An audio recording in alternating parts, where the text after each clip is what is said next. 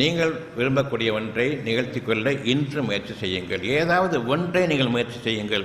உங்களுக்காக முடிகிறதா என்று பாருங்கள்.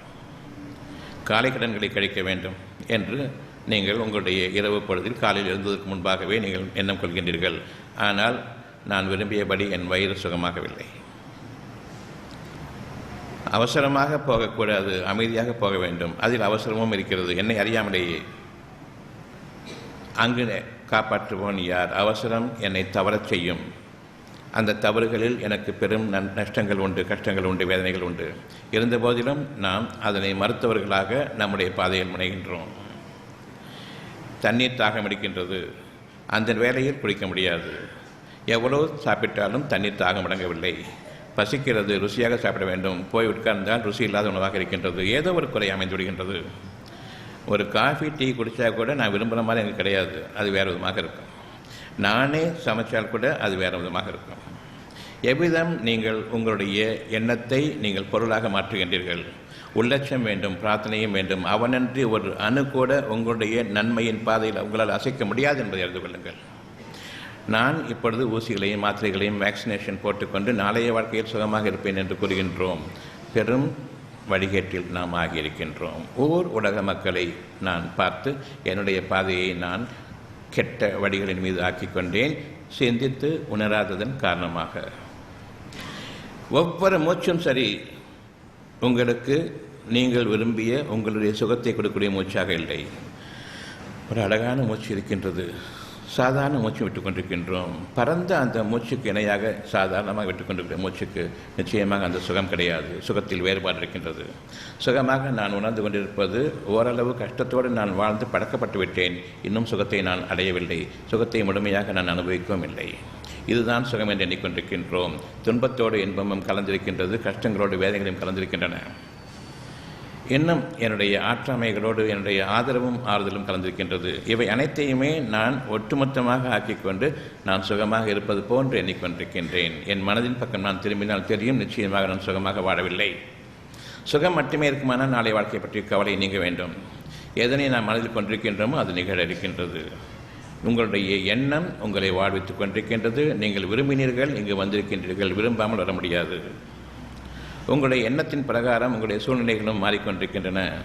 அந்த எண்ணம் உங்களுடைய மாபெரும் சக்தியாக நீங்கள் கருதக்கூடிய இறைவனுடைய ஆற்றலை கொண்டு அங்கு உருவாக்கப்பட்டிருக்கின்றது.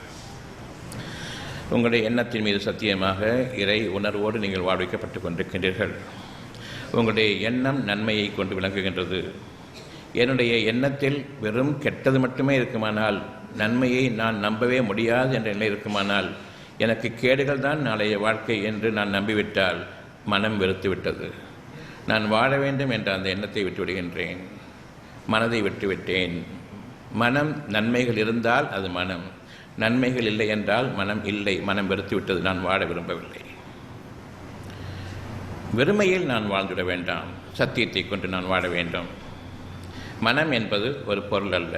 அழகும் நன்மையும் விருப்பங்களும் இருந்தால் மனம் இருக்கின்றது. அது நீங்கிவிட்டால் மனம் விட்டு போய்விட்டது.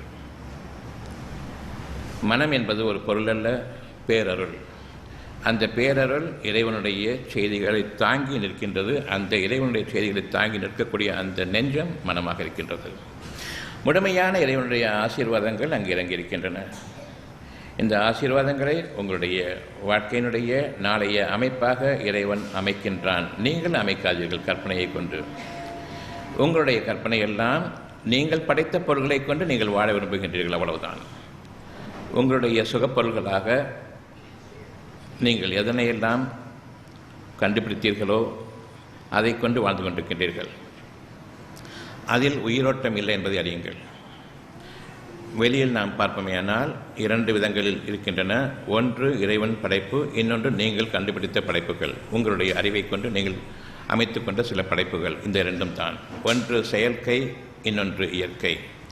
நீங்கள் செயல்படுத்தக்கூடிய உங்கள் கைகளை கொண்டு செயல்படுத்தக்கூடியவை செயற்கையாக இருக்கின்றது. இறைவன் தன் ஆற்றலை கொண்டு படைக்கக்கூடிய அவ்வளவும் இயற்கையாக இருக்கின்றது. இயல்பாக அமையும். அதில் எந்த விதமான மாற்றமும் கிடையாது.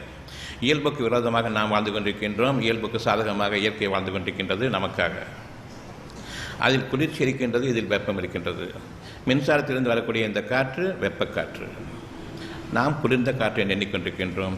அந்த மின்சாரத்தின் அந்த விசிறியை அணைத்து விட்டால் ஒரு செகண்டில் அந்த உஷ்ணங்கள் வெளியேற பார்ப்போம். ஒரு செகண்ட் குப்புன்னு வேக்க ஆரம்பிக்கும், ஒரு உஷ்ணம் தெரிய ஆரம்பிக்கும், பிறகு நார்மலாகும், இயற்கையாக மாறும்.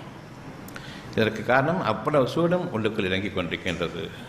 அதை போடும் பொழுது இந்த வெப்பம் வேண்டாம் என்று நீங்கள் விரும்ப வேண்டும். இதில் உள்ள தீமைகள் என்னை நீங்கள் கூட என்னை தொடக்கூடாது என்று விரும்ப வேண்டும். ஆனால் நான் பெருமை கொண்டவர்களாக நான் கண்டுபிடித்திருக்கின்றேன், மின்சாரத்தை கண்டுபிடித்து விட்டேன். அது நெருப்பும் உயிரை பலிவாங்கக்கூடியதுமான மிக கெட்ட சக்தி என்பது தெரிந்த பிறகும் அதிலிருந்து பாதுகாத்துக் கொள்ள வேண்டி இறைவனிடம் விரும்பாமல் நாம் மனதில் எண்ணம் கொள்ளாமல் நாம் பெருமை கொள்கின்றேன், என்னுடைய ஆற்றலை கொண்டு பெருமை கொள்கின்றேன்.